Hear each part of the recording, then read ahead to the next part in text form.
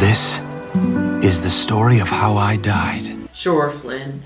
We'll bury you next to Baymax, Ralph, Judy, Casita, Maui's Hook, and everyone in Ryan the Last Dragon. Alone at last. And that is how Flynn met his future wife. You may kiss.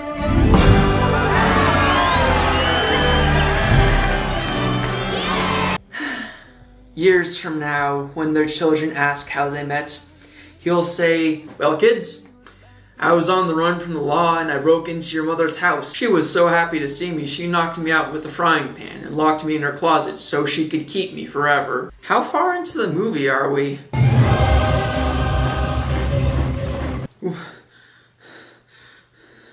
We're not even a quarter of the way through.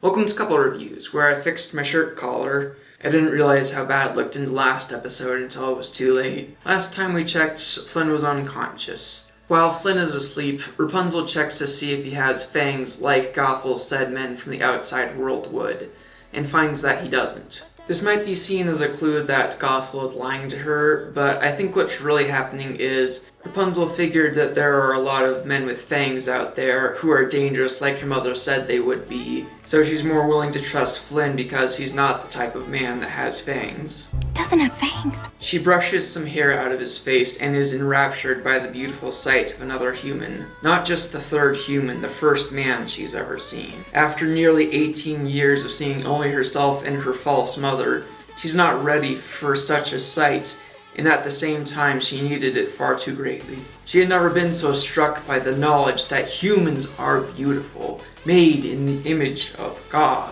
How wrong her mother was to describe humanity with such distaste. This moment of pure...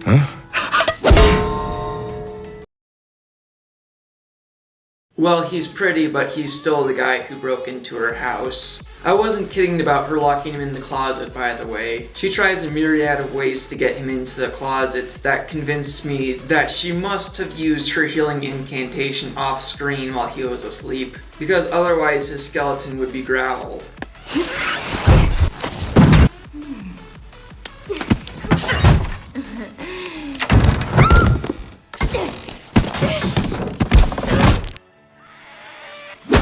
At first, Rapunzel is freaking out, but she quickly plans to use this as evidence that she's ready for the outside world. I've got a person in my closet. Too weak to handle myself out there, huh, Mother? Well, tell that to my frying pan. Rapunzel finds the crown in Flynn's satchel and puts it on. This is supposed to be calling out to the buried memory of her wearing it as a baby, but that's a long shot, so I'll just classify this as foreshadowing. Gothel comes back and Rapunzel tries to steer the conversation towards her proof of capability, but Gothel is done listening to her beyond reasonable requests. Rapunzel. Oh, come on! Enough of the lights, Rapunzel! You are not leaving this tower! Ever! That really hit her. Gothel wanted her to never get the freedom she'd been dreaming of, the freedom that was supposed to be the beginning of her life. Gothel was saying before that Rapunzel could leave soon and asked her to trust her on that. Now she tells her that she's never leaving. She sees now that she'll never get her mother's permission, so she'll have to go outside without it. So she improvises a plan to get rid of Gothel for a while. All I was gonna say, Mother, is that I know what I want for my birthday now. The paint made from the white shells you once brought me. Well, that is a very long trip, Rapunzel. I just thought it was a better idea than the stars. This plan works so well because Gothel made the mistake of underestimating Rapunzel's intelligence. Earlier in the film, Gothel tried to convince Rapunzel that the lanterns were stars, but she had already figured out that stars don't move like that. In fact, she meticulously charted the stars. The possibility of Rapunzel trying, let alone succeeding to manipulate Gothel, didn't even occur to her, so she buys every word of this. After Gothel leaves, Flynn wakes up to find he's tied to a chair with Rapunzel's hair. Struggling is pointless. Huh? We are the Borg. We will add your biological and technological distinctiveness to our own. Your culture will adapt to service us. Resistance is futile. Resistance is futile. I'm kidding. What she really does is she tries to interrogate him. But first, she blows him away with how hot she is.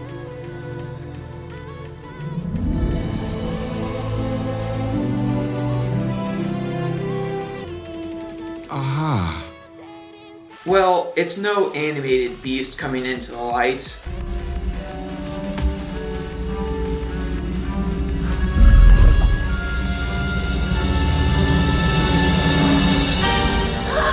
But it's leagues better than live-action beast coming into the light. Flynn turns on the charm, and I'm not sure if, in this moment, he's just trying to convince her to untie him, or if he's genuinely interested, because his enraptured face lasts past the point when he starts flirting. I know not who you are, nor how I came to find you, but may I just say, hi. How's your day going, huh? How's my day going? Well, my mother sang this whole song about how I'm too weak to handle the outside world. A random stranger who's also the third human I've ever seen broke into my tower. I just found out that my mother never wants me to leave ever, and she might be evil, but my years of abusive programming won't allow me to fully accept that fact yet. And now I'm threatening someone with a frying pan, which will continue to be my weapon of choice for the rest of my life. How's your day going? A true sign of the level of psychological damage Gothel has put on Rapunzel is seeing such magnificent flirting and not getting turned on. She doesn't even know what he's doing. How you doing? The name's Flynn Rider. Oh no! Where is my satchel? I've hidden it. It's in that pot, isn't it? For those of you keeping track, this is the third time she's knocked him out. But even with all the brain damage he may or may not have, this version of Flynn actually got off easily. There was even more punishment in the trailer that didn't make it into the final film.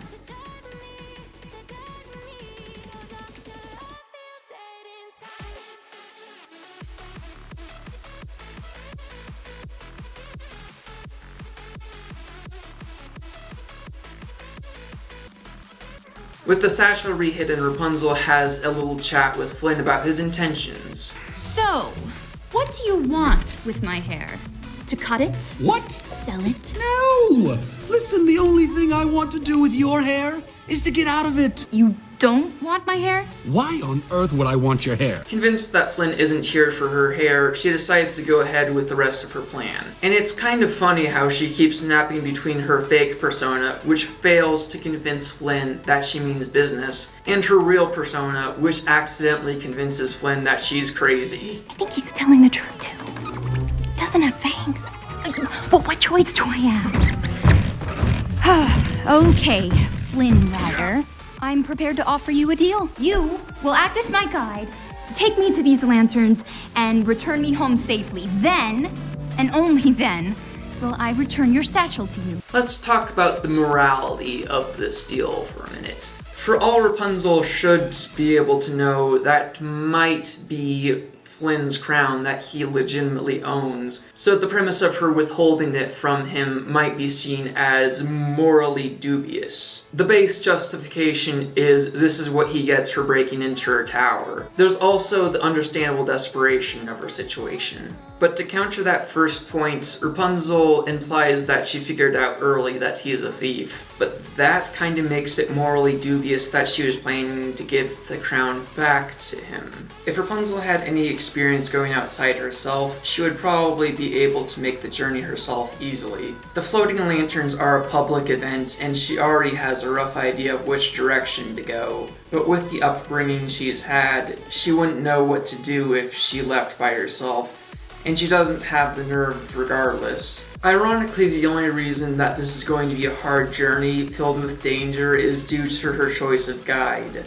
Unfortunately, the kingdom and I aren't exactly simpatico at the moment, so I won't be taking you anywhere. By the way, if you're wondering what simpatico means, it means in sync or of a like mind. Something brought you here, Flynn Rider. Call it what you will, fate, destiny. A horse. They forgot to list God's plan in the hand of the author. Let me just get this straight. I take you to see the lanterns, bring you back home, and you'll give me back my satchel?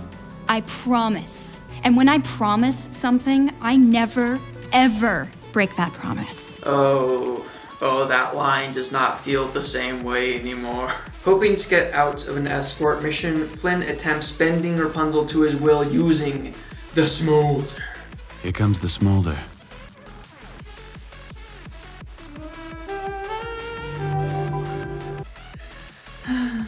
Do whatever he wants, Rapunzel. I said do whatever he wants, Rapunzel. Why are you not doing whatever he wants, Rapunzel? This is kind of an off day for me. This doesn't normally happen. Well, if that doesn't work, nothing will. Sorry, Flynn, I guess you're gonna have to take her to the lights. Fine, I'll take you to see the lanterns. Really? Oops. You broke my smolder. Not the smolder! Rapunzel, how could you ruin such a— Oh wait, he's fine in the next shot. False alarm, everybody calm down. And you know that I have to. You know that I must. You know that I need to do the smolder. Alright.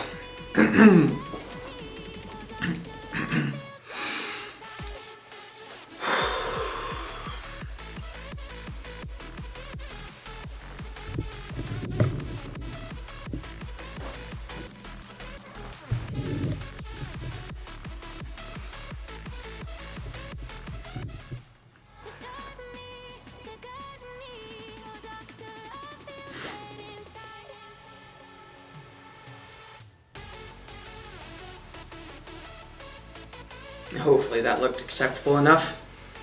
And with their deal made, Rapunzel has finally reached the day when her life begins.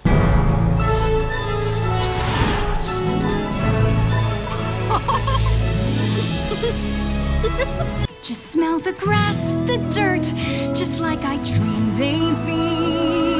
To Rapunzel, the simplest things are a wonder, even when she hasn't gone that far from the tower. And once she passes beyond what she's been able to see from her window, every sight is an adventure unto itself. Side note, you all gave Elsa so much crap for her teleporting braid. You even called it a mistake on the animator's part when it was clearly an animation convenience to make the motion smoother. Meanwhile, you all turn a blind eye to the lack of twists in Rapunzel's hair after she spins around 4 times.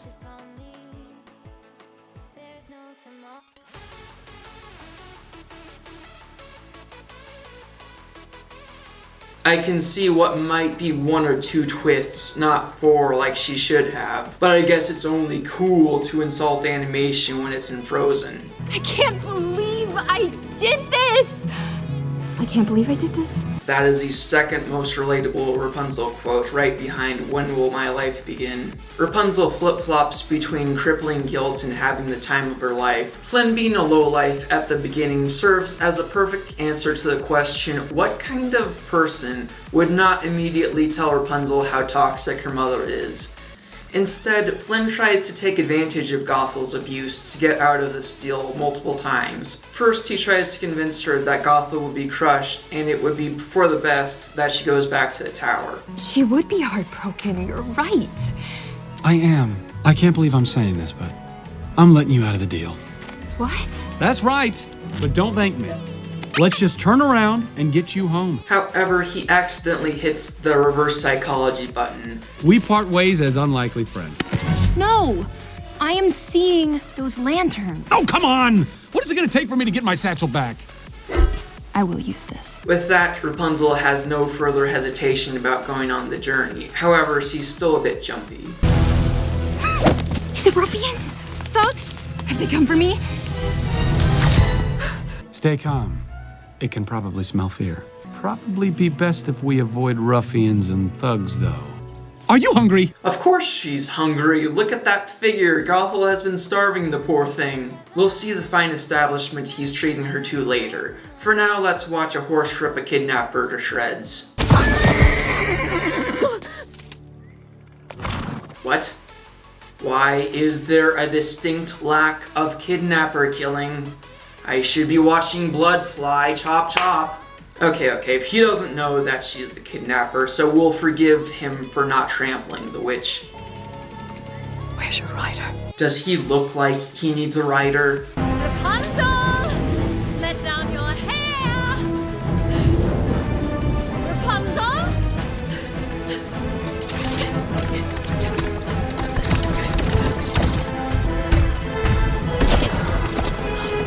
You had another way in, and you made Rapunzel pull you up with impossible physics every day for the better part of 2 decades? Well, I mean, obviously she had to have had another way in before Rapunzel's hair was long enough, which means Rapunzel had to have been able to remember her getting in another way, which means that... Wait, Gothel wanted Rapunzel to not know of the other way in, which is why it was hidden so well. So why... But how could she get away with not letting Rapunzel know about the other entrance when she had to have used that other entrance when she was a child?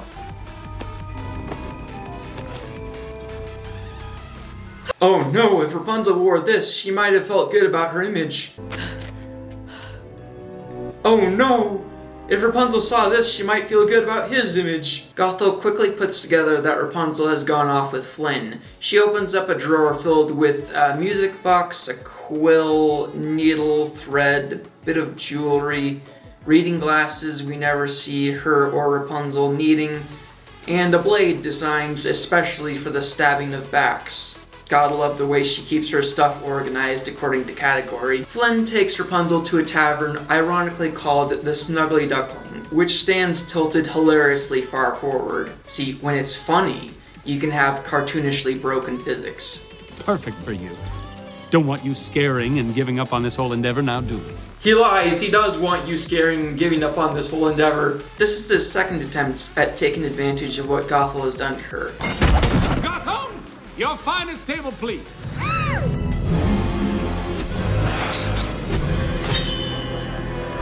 Flynn spins this horrifying group as what she can expect from every restaurant in the world, trying to legitimize what Gothel has told Rapunzel. This is the last time he tries to do that, which is good timing. Flynn wouldn't have been the love interest we could root for if he kept doing this stuff for very much longer. I hate when one character falls in love with another character when said character has been nothing but unlikable. Flynn and Rapunzel don't develop their love for each other until after these schemes stop. Flynn's nastier attributes last long enough to set up a significant change of character, but don't last long enough to get on our nerves. That's how you do it. But I'm getting ahead of myself. Flynn's plan backfires on him when the ruffians recognize him from the wanted posters and want the reward for his capture. You brought this on yourself, Flynn.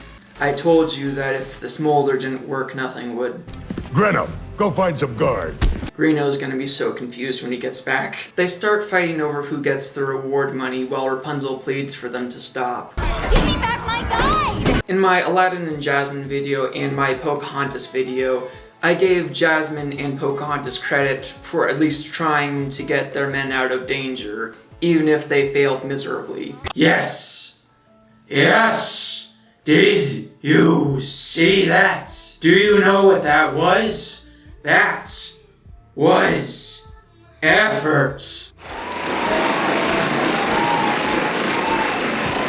Take no spell. In Tangled, Rapunzel goes above and beyond by succeeding in saving Flynn with not only physical efforts, but more importantly, her ability to spread hope and find the goodness in others. I don't know where I am, and I need him to take me to see the lanterns because I've been dreaming about them my entire life.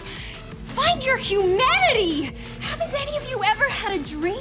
I love the way she can talk about dreams to a bunch of ruffians like she expects even them to understand. And that's not portrayed as naive or childish. And the way she says find your humanity is in such contrast to depressing mentalities that tell you humanity sucks. I had a dream once. I remember seeing Tangled for the first time, but I forgot how I reacted to this moment. I might have been thinking something like, wait, that actually worked? Are we really doing this? Are we really doing this? Up until this moment, Disney Princess films had stuck to, if he looks like a villain, he will stay a villain until he falls off a cliff or something. But Tangled goes out of its way to humanize the roughest looking bunch. Speaking to the fact that you can't always judge by appearances, people can change, and bad people can have goodness somewhere inside. These ruffians do this hyper-fanciful song and dance without it being a sign of weakness. These men show off their less than macho side without compromising their masculinity. Oh, also Pinocchio is in that one shot.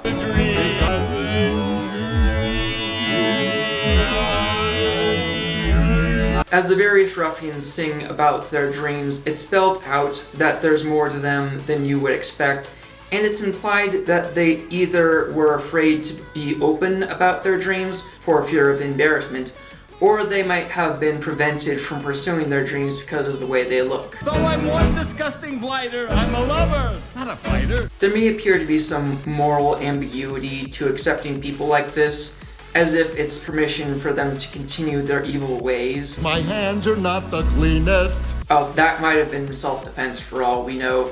I was talking about the treatments of the accordion player.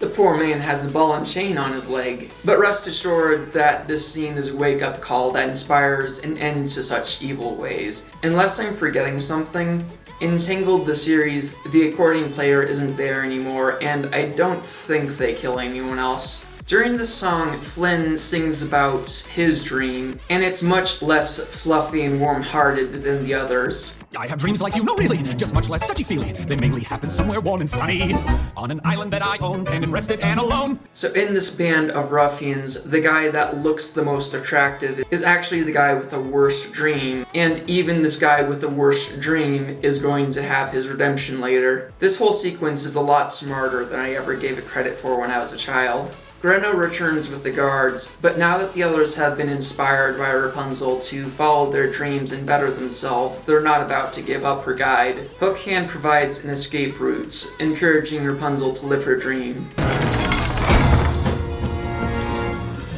Go. Live your dream. I will. Your dream stinks. I was talking to her. Thanks for everything. And as I alluded to before, the unsung hilarity is that Greno was not present for the song, so he has no idea why the others are acting this way. Guys, he's right over there. Why aren't you telling the guards that he's... What are you doing? Did you not send me to get the guards so you could collect the capture money for Flynn? Come on, guys, did you in the few minutes that I was gone, did you all have some sort of life-changing experience that I'm not aware of? I wonder if Greno is going to be the only person who doesn't change his ways or follow his dreams. It just so happens Maximus found their party, and he also finds the escape route rather easily. It also just so happens that those guards had the Stabbington brothers with them, and they quickly escape. It also happens to be the... It also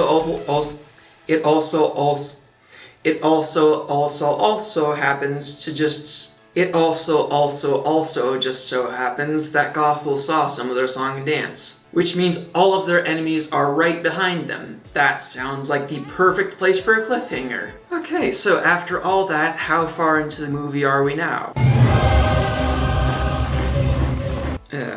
Almost halfway. When I say almost halfway through, I mean when you take out their credits, that makes it almost halfway. So remember to like, comment, subscribe, ring the bell, live your dream, and look forward to part 3 of Rapunzel and Flynn / Eugene.